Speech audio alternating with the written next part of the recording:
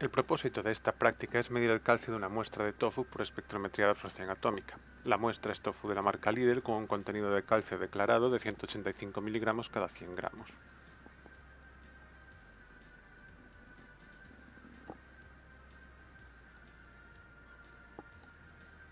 La digestión ácida es el método tradicional utilizado en la preparación de varios tipos de muestras, con el fin de transferir los analíticos en solución para poder ser luego analizados, evitando además la pérdida o contaminación de la sustancia de interés.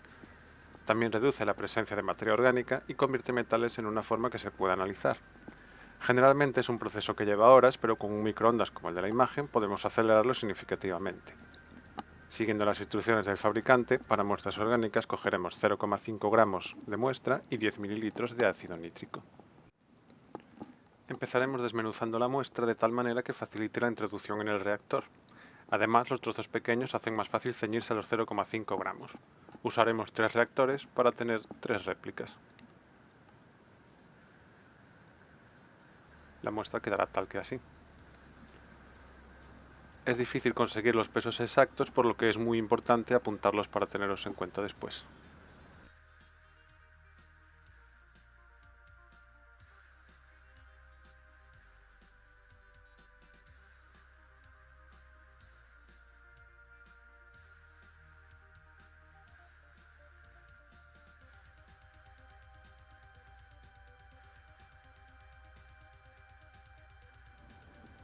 Añadiremos después los 10 mililitros de ácido nítrico a cada reactor.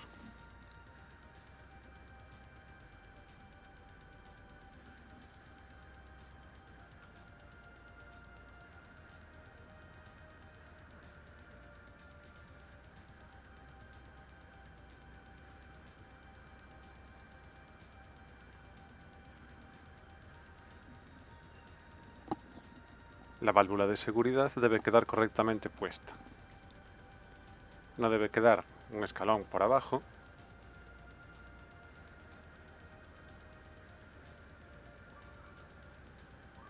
ni tampoco un escalón hacia arriba, sino que debe quedar totalmente plano. El siguiente paso será colocarlos en el rotor del microondas. El reactor 1 debe ir en posición 1 para que el microondas lo detecte y el resto de tal manera que lo equilibren para evitar daños en el motor.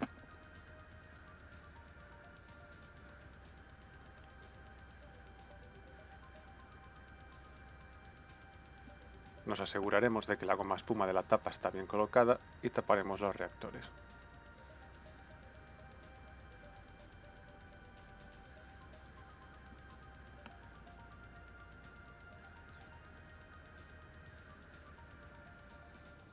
Se coloca el rotor con la posición 1 hacia adelante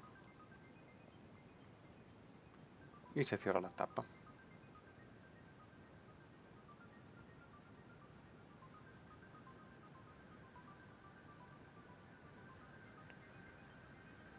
Antes de empezar, es importante asegurarse de que el tubo de salida de gases está conectado a la campana de extracción. Ahora habrá que programar el microondas. Para ello seleccionamos o creamos un método, le ponemos el nombre que queramos y ajustaremos los diferentes parámetros, tipo de aplicación, etc. Como temperatura límite se pondrán 20 grados más de lo establecido por el método, así si hay picos de temperatura no se parará.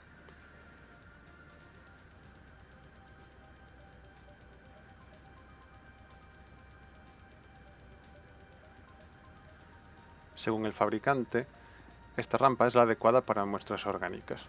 Los 20 minutos hasta 180 grados evitan que el microondas funcione a plena potencia todo el tiempo.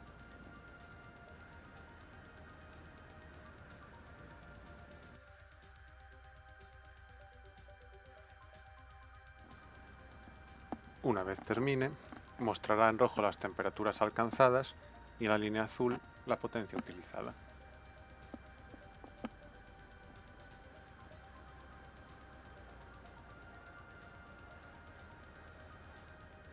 Después habrá que transferir el contenido de los reactores a otro tubo. Es necesario hacerlo en campana de extracción debido a los vapores.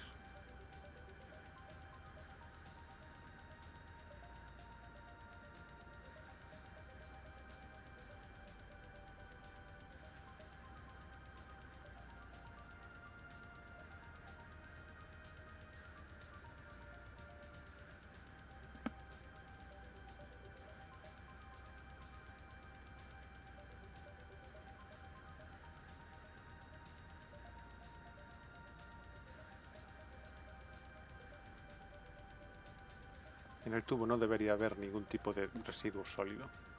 De ser así, habría que probar con otro método.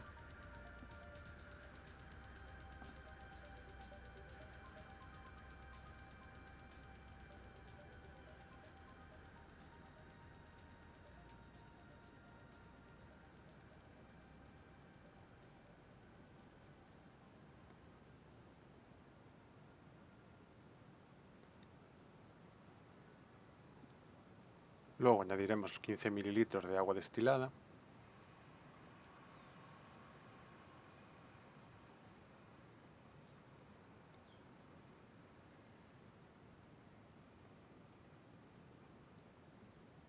Que además nos servirán para enjuagar el reactor de microondas,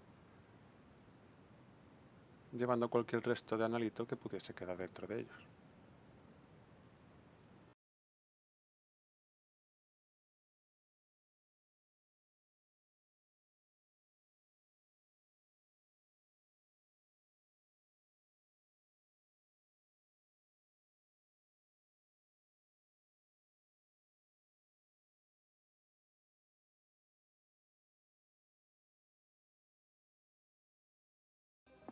En absorción atómica es relevante la longitud de onda correspondiente a una transición entre el estado fundamental del átomo y el primer estado excitado. Esta técnica mide la absorción de esta radiación de resonancia al hacerla pasar a través de una población de átomos libres en su estado fundamental. Estos absorben parte de la radiación de forma proporcional a su concentración atómica definido según la ley de Lambert-Beer. La fuente radiante más común es la lámpara de cátodo hueco, que es un cilindro lleno de gas inerte con un cátodo hecho del mismo metal a analizar y un ánodo. Al aplicarle un potencial, emite el espectro atómico del metal del que está hecho. El atomizador produce átomos libres del metal. Está compuesto por un nebulizador, la bola de impacto, y un quemador. La muestra se convierte primero en un aerosol, luego la llama evapora el solvente y descompone compuestos químicos en átomos libres. Como combustible usamos aire acetileno, aunque también se usan otras mezclas. El monocromador permite aislar una línea de resonancia del espectro emitido por el cátodo hueco. El detector es un fotomultiplicador que produce una corriente eléctrica proporcional a la señal del monocromador y finalmente un amplificador amplifica la señal que el equipo interpreta. El espectrofotómetro Spectra AA50B de Varian consta de las siguientes partes: el botón de encendido apagado, el panel de control, las lámparas, la salida de gases y el compartimento de llama, los botones para encendido y apagado de llama, los controles para la llama y el quemador, el nebulizador y el monocromador y el detector. Antes de comenzar seleccionaremos la lámpara que nos interesa, en este caso la de calcio, magnesio y aluminio. Para ello nos fijaremos que está en la posición 2 y moveremos la palanca hacia ella. Luego pulsaremos el botón Cargar método y buscaremos el método calcio o crearemos uno si no lo hay. También podremos comprobar cada parámetro individualmente antes de continuar.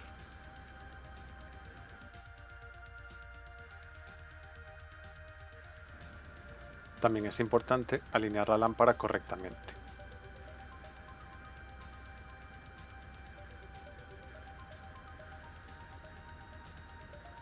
Para ello usaremos esta tarjeta que tiene una línea que debe alinearse con el quemador y unas cruces en las cuales debe incidir el haz de luz.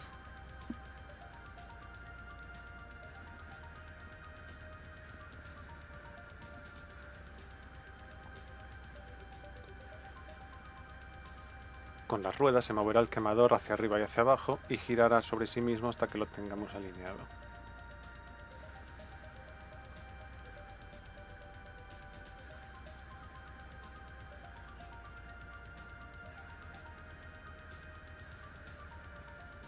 En esta toma podemos apreciarlo mejor.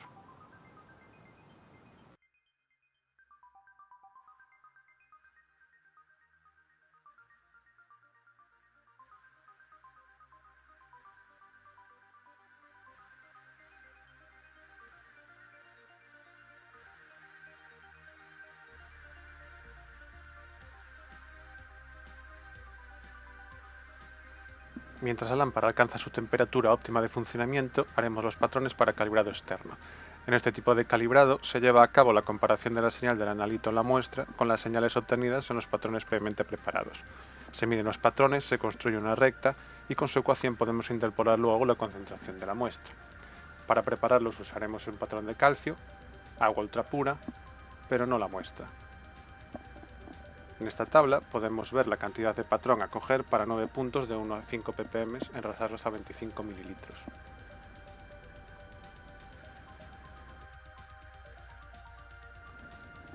Con una micropipeta adecuada iremos añadiendo cantidades crecientes de patrón en cada matraz.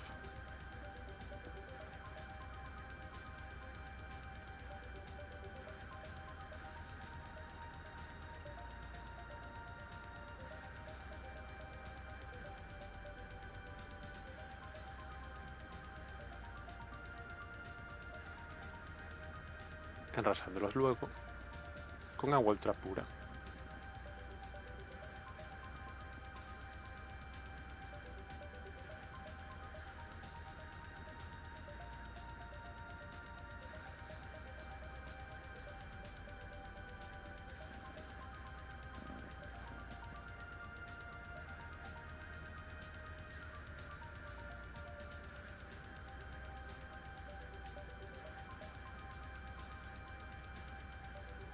Y así hasta que tengamos los 9 completos.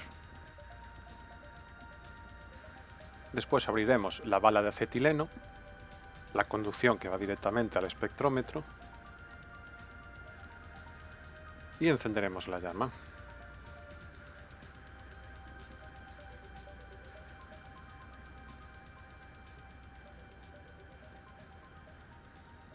Pulsando después el botón optimizar,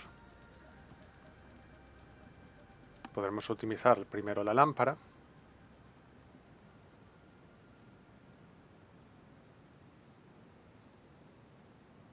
y después la señal.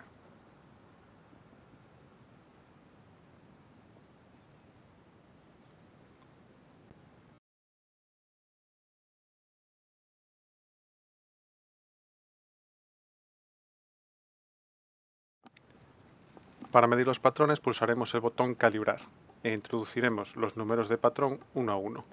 El sistema solo emite 5, así que habrá que sobreescribirlos si tenemos más.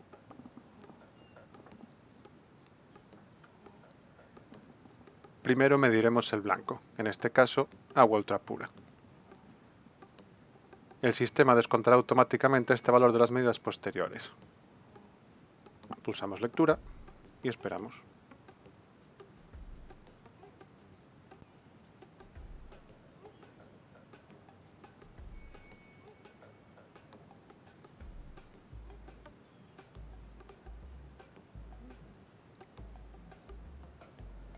Y ese es el valor. El siguiente paso es medir los patrones. Homogeneizamos. Introducimos el tubo en el matraz.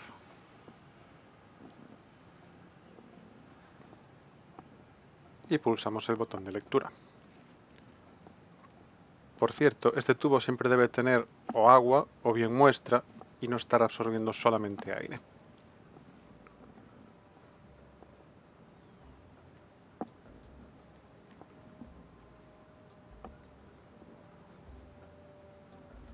Y listo, ahí tenemos el valor.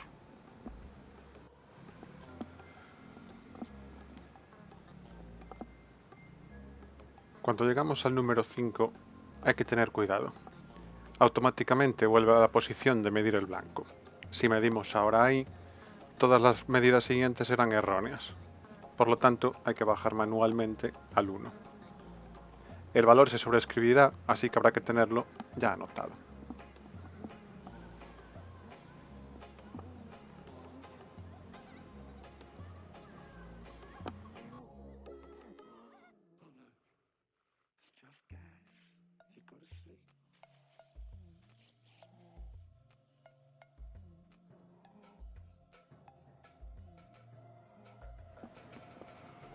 Con estos valores obtenemos la recta de calibrado, en la que tuvimos que eliminar 2 puntos para ajustarla mejor.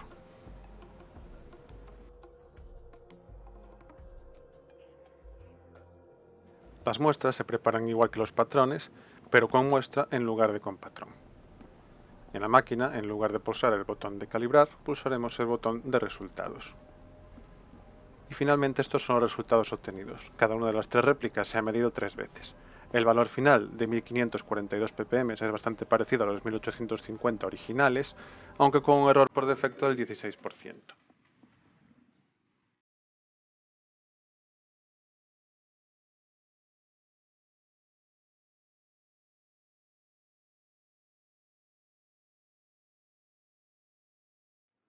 La adición estándar se usa para evitar el efecto matriz, que es el efecto de todos los componentes de la muestra de diferentes analitos sobre la medida.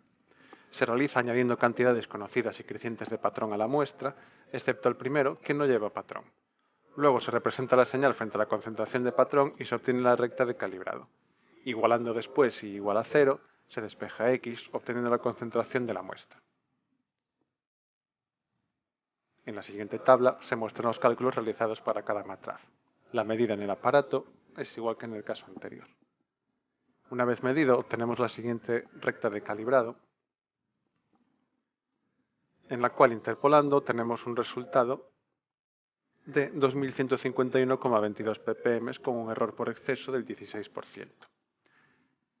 Si comparamos las dos rectas, vemos que no son paralelas, lo cual demuestra que hay un efecto matriz. Esto puede ser debido a la presencia de grupos fosfato, ya que forman compuestos oxisales estables como fosfato cálcico, que impide la correcta atomización de ambos elementos dando una señal errónea. No obstante, podría corregirse con una solución de lantano que reacciona con el fosfato dejando el calcio libre. Otros problemas para esta disparidad pueden ser debidos a las pipetas, a los errores de los operadores, errores en los cálculos, falta de calibrado del aparato, etc.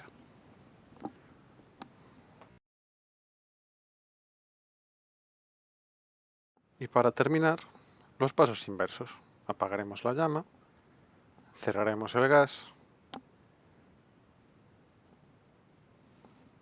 y hasta la próxima.